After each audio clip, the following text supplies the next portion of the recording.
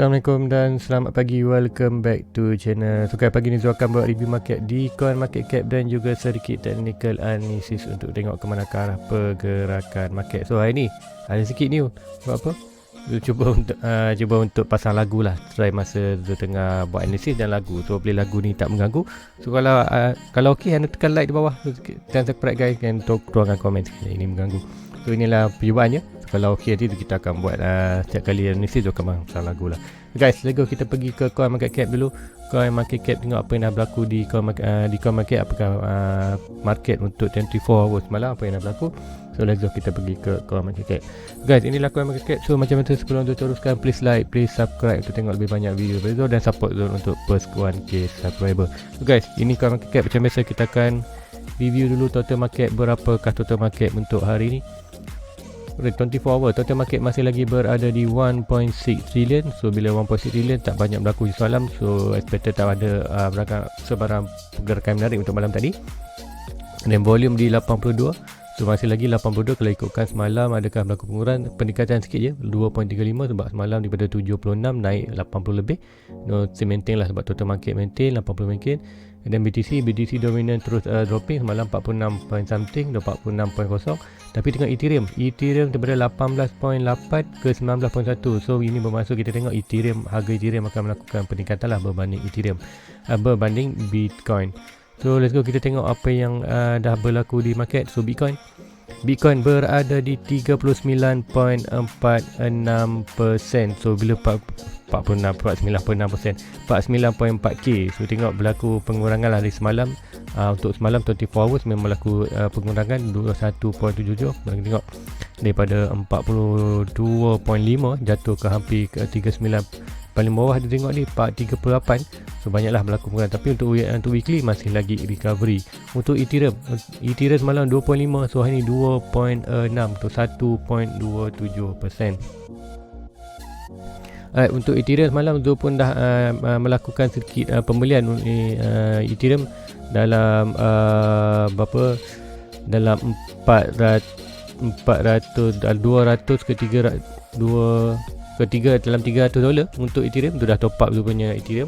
Sebab jika Ethereum tu memang tak banyak lagi, ada dalam 1% je dia punya portfolio. So dia dah tambah tu, at least nak dapatkan dalam 10% lah dari Ethereum, 10%. So dia akan fokus semua untuk Bitcoin dan Ethereum. So Ethereum 2.6k. So adakah akan berlaku lagi pengurangan, sekali berlaku dalam 2.3 tu akan grab lagi. So untuk satu minggu 17% peningkatan yang banyak lah untuk Ethereum. Untuk Binance 331 dropping. Sebab apa? Sebab ni kita tengok harga paling tinggi untuk BNB dalam hari pagi semalam, pagi 9 atau malam sebelum tu adalah dalam $340. So peningkatan untuk weekly hampir 10%. Untuk Cardano pun sama juga, dropping sikit 1.32, harga tinggi 1.4. So untuk weekly very good. Nak tengok weekly lah recovery. So masih untuk semua coin untuk minggu ni, hari semalam, so masih lagi dalam recovery lah. So recovery daripada minggu lepas. So adakah minggu ni akan stay atau terus peningkatan? So minggu depan kita akan berlaku red ataupun berlaku ke hijau. So untuk ESRP 75, so good, macam biasa nak 85 sen ke atas untuk continuous buran. Sama Dogecoin perlu berada di atas 3% untuk melakukan buran. So mainly kita tengok banyak yang rate persen 24 hours Bitcoin. So monthly semua rate. Apa yang kita tengok sini adalah Ethereum 1%. Sebab apa? Kita tengok sini tadi dominan berkurangan 46 dan Ethereum melakukan peningkatan. Dan tengok Ethereum ada sikit news. Ramai yang tunggu hari Jumaat ni. Dulu tak pasti apa hari Jumaat ni, dulu lupa. Tapi hari Jumaat ni Sabtu event yang penting. So semua expected Ethereum. So sekarang untuk minggu ni price lebih tertumpu kepada Ethereum. Sebab tu kita tengok Bitcoin menaik, Ethereum berkurangan, dan dominan Ethereum meningkat. So disebabkan itu kita tengok harga Ethereum meningkat. So itu yang berlaku dalam market.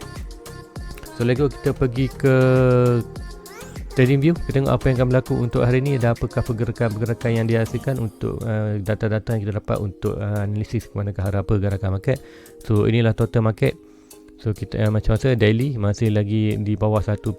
Kita perlu berada price tu di atas 1.65 untuk sampai target kita di 1.8 trillion. So di 4 hours kita tengok lebih detail. Right, 4 hours maknanya Zul tengah monitor pattern ini.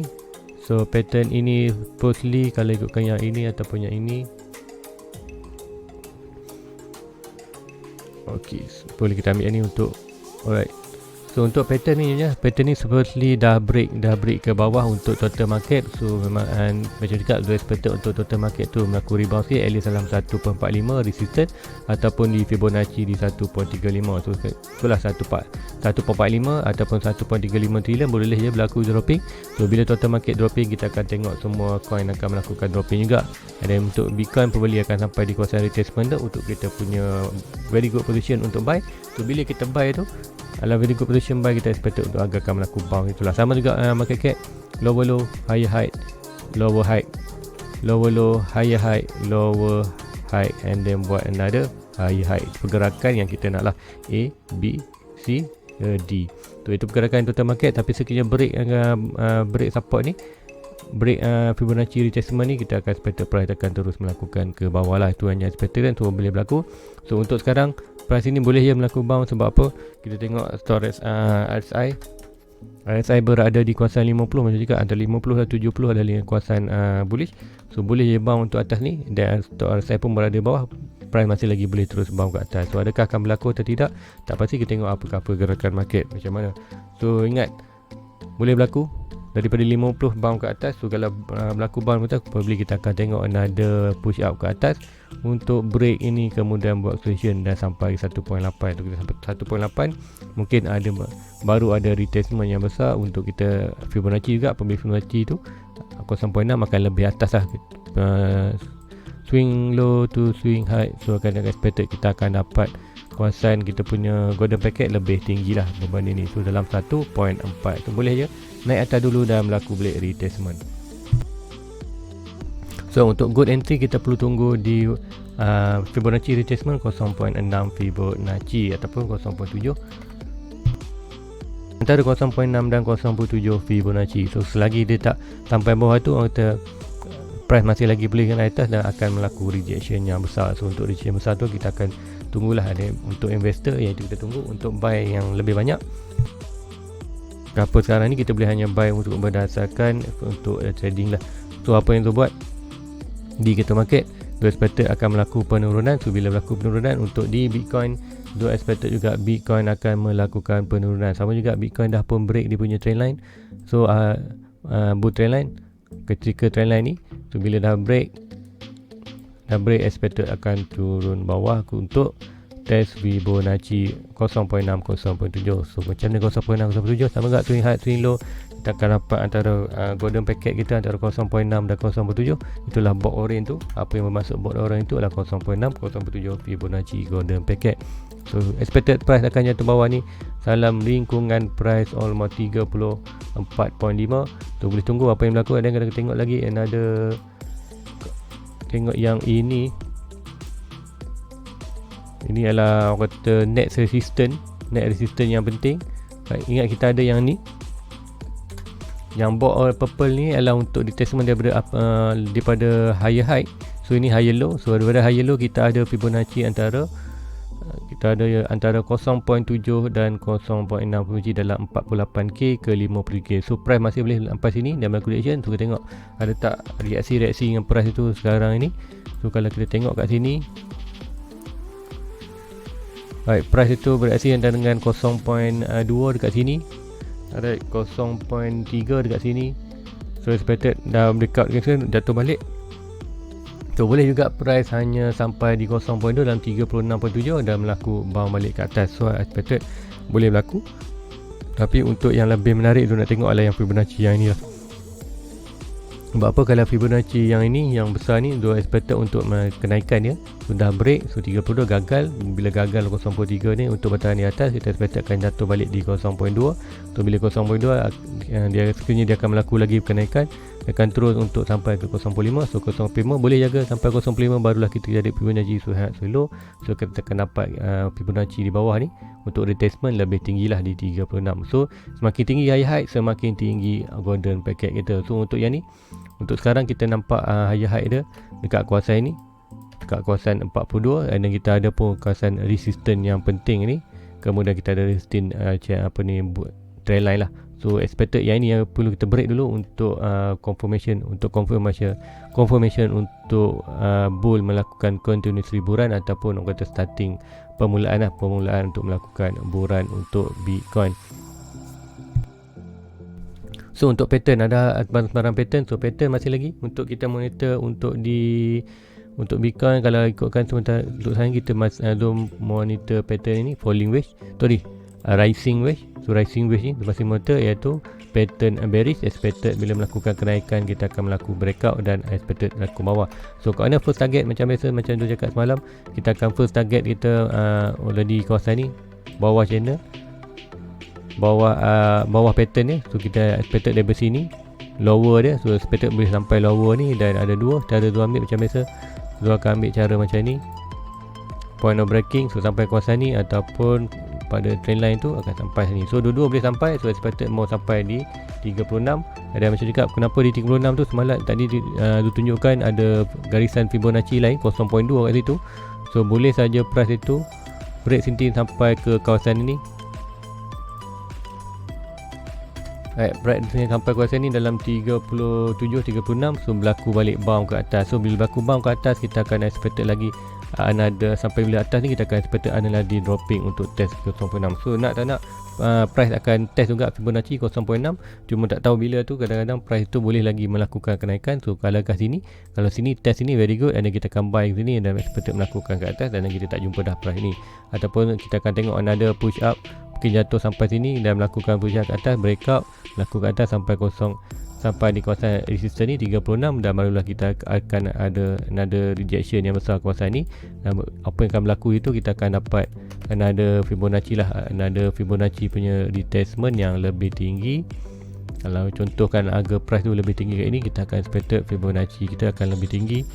So kat sini dan itu kita akan expected untuk box, so support kita akan lebih tinggi di kawasan ni antara 36 dan 33. So sooner later price tu akan datang bawah untuk retest sebelum melakukan ke atas. Sebab apa? Price perlu melakukan base yang kuat. Base yang kuat selalunya berlaku di Fibonacci retestment di golden bracket. Sebelum selepas melakukan itu, barulah kita akan tengok ada another bounce yang kuat, strong bounce untuk melakukan ke atas dan lebih kukuh lah kenaikan itu. Sebab apa? Base nya kuat. So untuk itu untuk Bitcoin, kita pergi Ethereum. Apa berlaku di Ethereum 2.6k. So macam sebelum ni dua ada monitor ala gold, kita ada pattern double bottom untuk Ethereum. So ini W double bottom. So bila berlaku ni, expected bila break itu price akan sampai di kawasan ni. So macam mana tu dapat price ni? Macam biasa, high low pada high. So expected break point of breakout. So expected by 3000k $3,000. So bila sampai $3,000, and then expected price itu akan melakukan, tengoklah sini pun ada rejection. So bila berlaku ni, orang kata tak ada sabarang support yang resistance yang kuat kawasan ni. Hanya resistance kita adalah resistance Fibonacci di kawasan ini antara 3.3 dan 3.8k. So expected price boleh lagi mungkin Ethereum akan melakukan kenaikan dulu untuk test higher height sebelum Bitcoin. Selalunya market akan buat macam tu. Selalunya Ethereum akan leading dulu pergerakan, kemudian dia akan melakukan retestment, kemudian masa tu Bitcoin akan melakukan kenaikan yang pula. So hopefully dia akan naik dan sampai kawasan resistance dan break resistance, kemudian Bitcoin akan follow. So untuk Ethereum itu ada buy di kawasan di 27 atau 28 di kawasan ini. Then now ada semalam tu ada tambah collection untuk Ethereum kat sini untuk long term. So hopefully dia akan melakukan kenaikan at least sampai ke 3,000. So sekiranya untuk adakah short term ada lagi untuk rebound, masih ada untuk rebound. Jika ini ada kenaikan ni, so kenaikan ni boleh juga rebound untuk kalau swing low to swing high. Kita masih ada lagi potential untuk price itu bounce sampai di kawasan bawah ini. So antara 2k ke antara, kalau ikutkan sini 1.9 ke 2k. So sekiranya price itu reject dan terus melakukan jatuh bawah. So apa juga kalau kita tengok total market dropping dalam 1.4 trilion.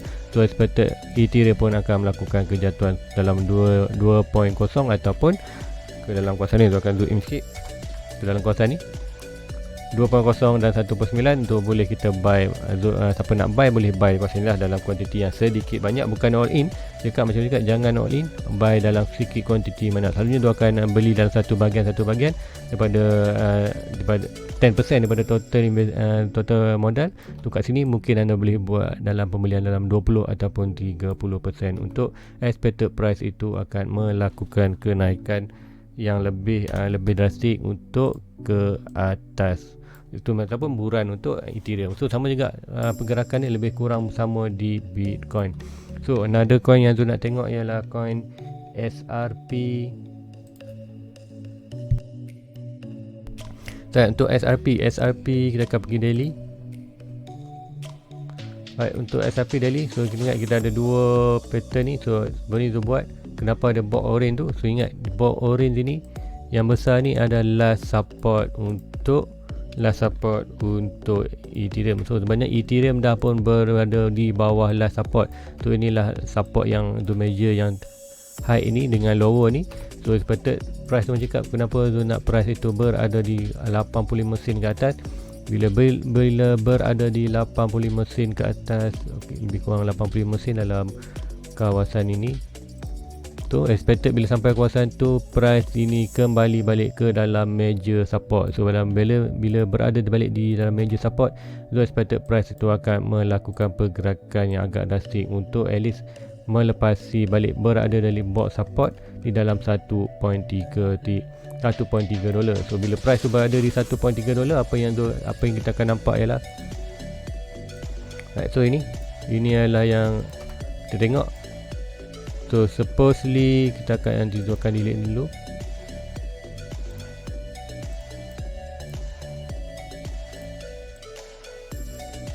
Sekejap.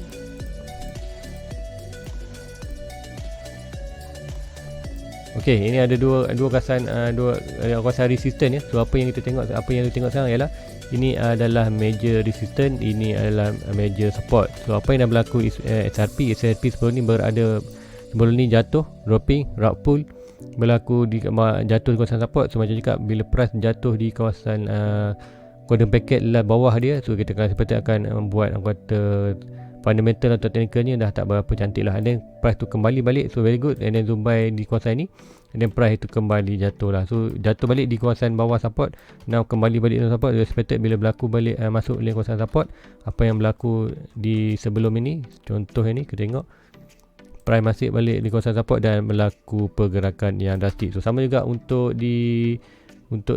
kali ni, do expected untuk price tu melakukan pergerakan drastik bila masuk balik di kawasan ini. So seperti perlu berada di dalam kosong. Kalau ikutkan ini ada resistance kita di dalam kawasan, kalau ikutkan sini dalam resistance dalam 0.9 lah. So berada di 0.9, cakap 0.85 tu dah berada di dalam box. So bila berada dalam box ni, tu expected akan melakukan kaitan, dan lepas ni expected untuk sampai balik di 2.2 dolar. Dan 2 dolar, ingat all time high untuk SRP berada di dalam 3.3 dolar. So masih belum lagi, dah lama daripada 2017 tak pernah test lagi all time high dia. So apa yang tu akan buat di Ethereum ni, sekiranya price itu melakukan kenaikan di dalam 2 dolar, tu akan keluarkan semua modal SRP tu di dalam ni, dan tu akan tinggal saja untuk profit yang tinggal, modal tu akan buat keluar. Sebab apa? Untuk performance daripada 2017 hingga 2021 performance yang bad. So adakah ini akan berlaku balik sampai bawah? So tak nak ambil risiko untuk SP selagi SRP belum settlekan masalah assume SAC dia tu. So sekiranya settle tu akan tinggal, tapi sekiranya masih belum lagi, tu akan keluar modal aja, kemudian yang profit tu akan tinggalkan. So itu untuk hari ni apa yang tu nak tengok untuk SRP. Sebab apa tu SRP pun tu ada masuk position untuk long juga, tu ada masuk position untuk long. So untuk SRP semua dalam keadaan profit lagi. So Bitcoin short, Ethereum dan SRP dalam keadaan position long. So guys, itu aja untuk pagi ni. Please like, please subscribe, kita tengok apa yang berlaku dalam ni. Sekiranya ada sesuatu yang menarik di chat, saya akan sharekan di Facebook. So link description ada di bawah.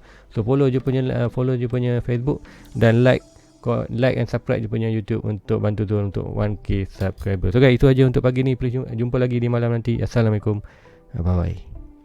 Everybody get your fucking hands up.